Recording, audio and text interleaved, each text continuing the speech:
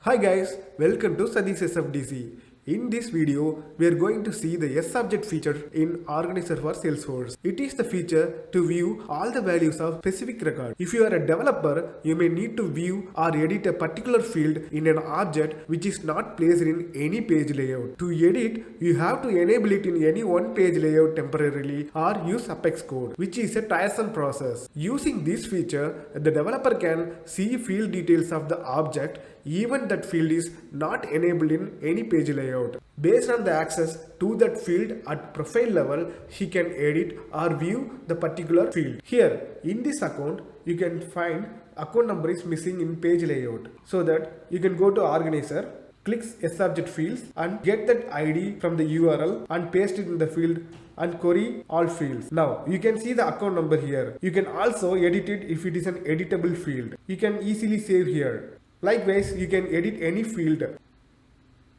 And I will give you another example. Now I will copy an ID of an Apex code.